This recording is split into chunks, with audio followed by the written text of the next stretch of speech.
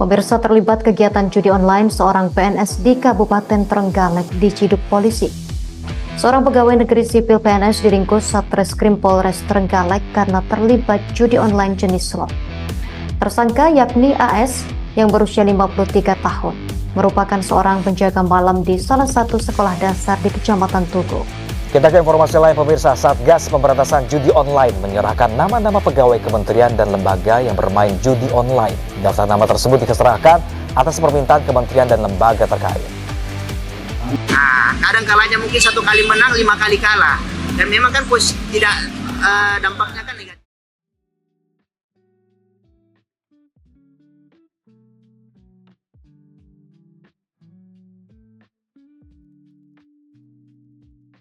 Assalamualaikum warahmatullahi wabarakatuh.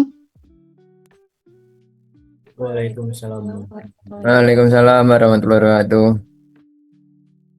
Selamat siang rekan-rekan semuanya.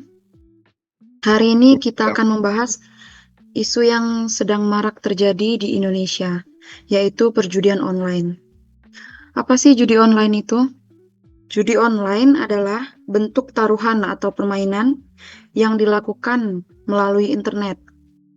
Dalam judi online, permainan memasang taruhan uang atau barang berharga pada jenis permainan dengan berharap memperoleh keuntungan.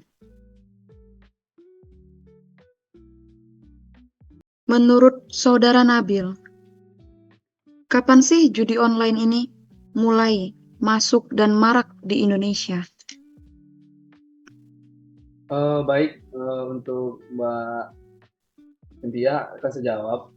Judi online itu marak terjadi itu pada awal pandemi dulu, yaitu pada tahun 2020 sampai 2021. Nah, di situ saat tekanan ekonomi dan waktu membuat sebagian orang mencari penghasilan instan lewat judi online. Nah, pada tahun 2022 itu pemerintah tuh sudah mulai menindak sejumlah situs, tapi perputaran judi online makin canggih dan tersembunyi. Nah, judi online itu fase kritisnya itu pada tahun 2023 sampai 2024. Dan saat ini masih berlangsung, sehingga judi online kini makin sulit dilacak karena memakai aplikasi kamuflase dan dompet digital. Untuk fakta pentingnya, lebih dari 800.000 situs judi online telah diblokir sejak 2023, tapi masih tetap banyak orang yang melakukan judi online. Diperkirakan, transaksi judi online itu bisa mencapai 100 triliun lebih per tahunnya. Seperti itu, Mbak. Oke. Menurut Saudara Faisal, di mana perjudian online ini banyak terjadi? Oke, baik Mbak Cynthia, saya izin menjawab. Judi online yang dilakukan oleh PNS umumnya berlangsung secara pribadi, di peringkat pribadi, khususnya telepon genggam atau laptop yang terhubung ke internet. Aktivitas ini biasanya tidak dilakukan secara terang-terangan di tempat umum, namun di luar jam kerja, seperti di rumah, kafe, atau tempat umum lainnya, dengan koneksi internet yang dilaksanakan secara pribadi. Di lingkungan kantor pada saat jam kerja atau istirahat, dengan menggunakan jaringan pribadi data seluler. Untuk menghindari deteksi dari jaringan kantor, meskipun aktivitas ini bersifat tersembunyi, dampaknya nyata bagi ASN. Adapun dampaknya yaitu kinerja ASN yang menurun akibat kecanduan, terhambatnya pelayanan publik, meningkatnya resiko penyalahgunaan fasilitas kantor. Seperti contoh kasus yang terjadi di Trenggalek pada ASN Pemkab yang masuk dalam penjara karena judi online, yang melaksanakan deposito saldo di 2 situs yang berbeda. Aparatur sipil negara itu diamankan oleh unit Bidum Polres Trenggalek karena diduga melakukan perjudian online jenis pragmatik. Ia berperan sebagai penombok dengan cara melakukan deposit saldo melalui 2 situs yang berbeda. Terima kasih, sekian saya kembalikan ke moderator. Baik, Faisal, terima kasih. Kemudian menurut Saudari Rindia, apa sih yang menjadi penyebab ASN banyak terjebak dalam kasus perjudian online? Baik, terima kasih pertanyaannya Mbak Cynthia. Penyebab ASN terjebak dalam judi online terdapat beberapa faktor. Yang pertama karena masalah keuangan pribadi. Nah, di sini banyak ASN yang mengalami tekanan ekonomi seperti cicilan, gaya hidup konsumtif, atau kebutuhan keluarga yang meningkat. Judi online dianggap sebagai jalan pintas untuk mencari uang cepat, padahal justru membawa kerugian besar. Yang kedua, akses mudah ke judi online. Nah, judi online bisa diakses kapan saja melalui HP. Banyak situs menggunakan jaringan luar negeri atau kamuflase agar tetap bisa dibuka meski diblokir pemerintah. Yang ketiga, karena kurangnya pengendalian diri dan kesadaran etika. Nah, beberapa ASN tergoda untuk sekali coba dan akhirnya kecanduan. Mereka lupa bahwa sebagai pelayanan publik, integritas adalah hal yang utama. Yang keempat, terdapat pengaruh lingkungan, di mana kasus ASN yang ikut bermain karena diajak teman kantor atau komunitas, jadi dianggap bisa karena dilakukan ramai-ramai atau tidak diawasi langsung. Nah, yang terakhir karena kurangnya pengawasan dan sanksi yang tegas. Selama ini, belum semua instansi punya sistem pengawasan digital atau pemeriksaan rekening keuangan pegawai. Jika tidak ketahuan, pelanggaran pun terus terjadi. Nah, itu penjelasan dari saya, Mbak Cynthia. Terima kasih. Baik, menurut Saudara Sukma, jadi sebenarnya siapa sih yang bertanggung jawab atas masuknya dan adanya perjudian online di Indonesia ini? Baik, terima kasih atas pertanyaannya. Judi online makin marak di Indonesia. Siapa yang seharusnya bertanggung jawab? Yuk kita bahas satu-satu. Yang pertama, ada pemerintah dan regulator. Kominfo mempunyai tugas utama untuk memblokir situs judi online.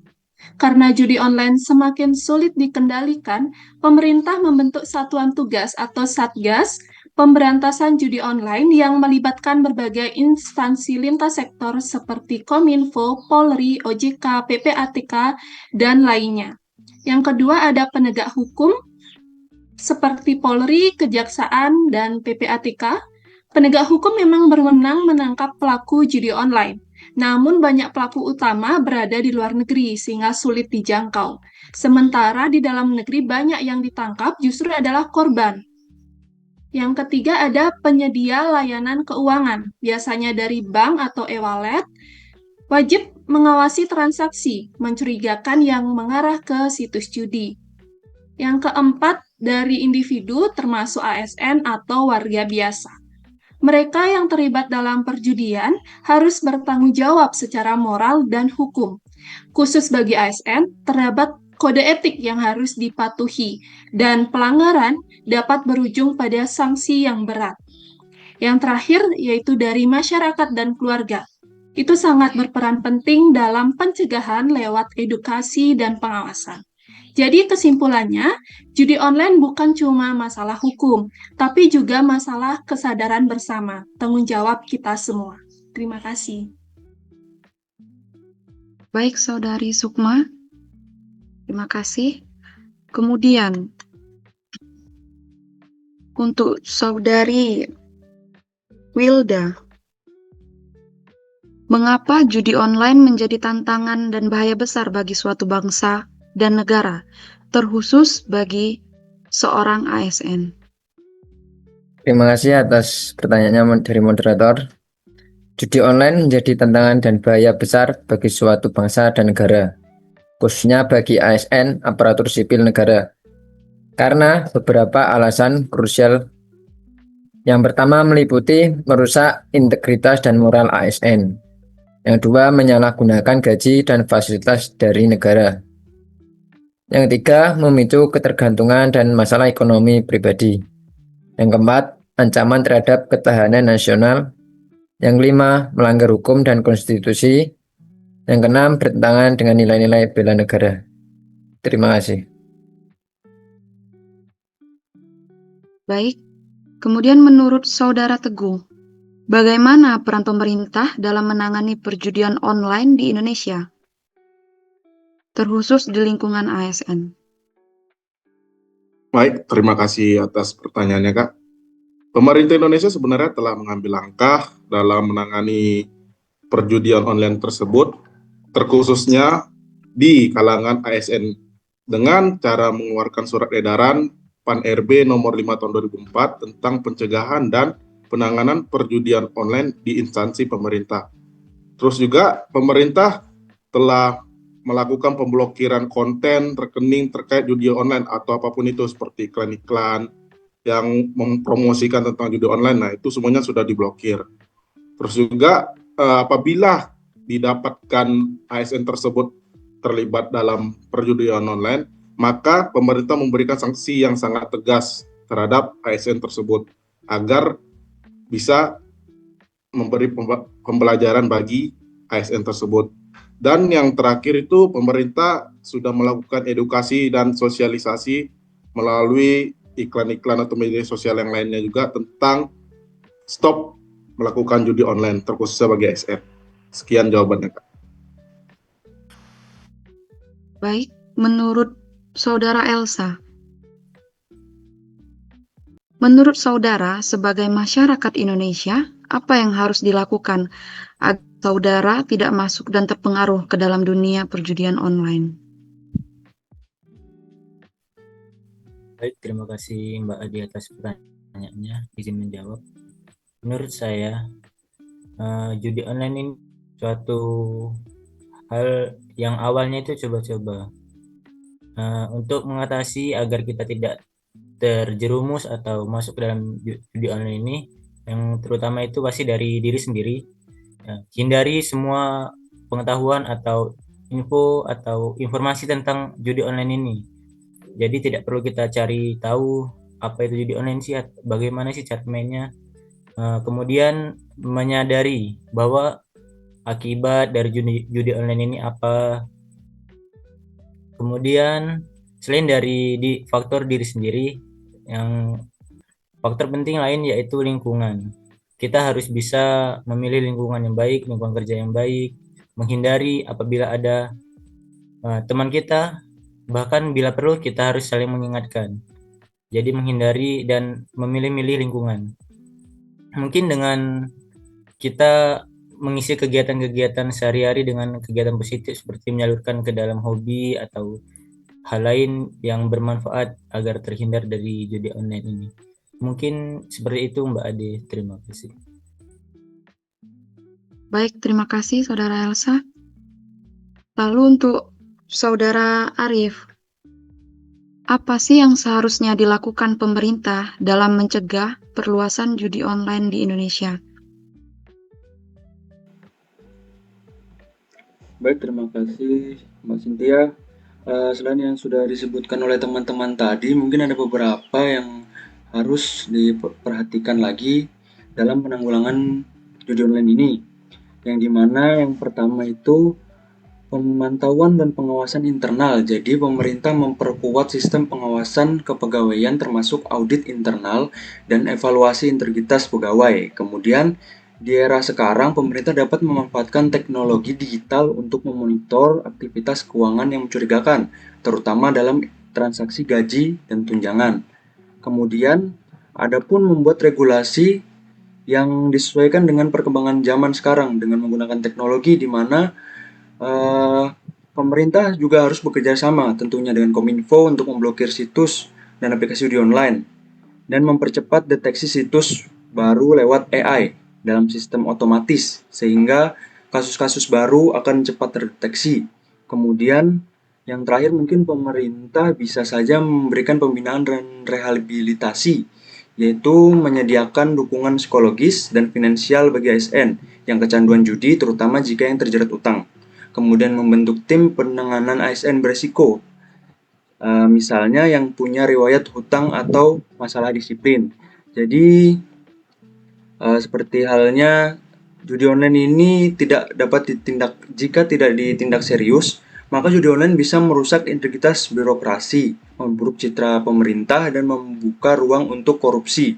Maka kombinasi antara penegakan, pencegahan dan pembinaan sangat penting agar masalah ini tidak meluas.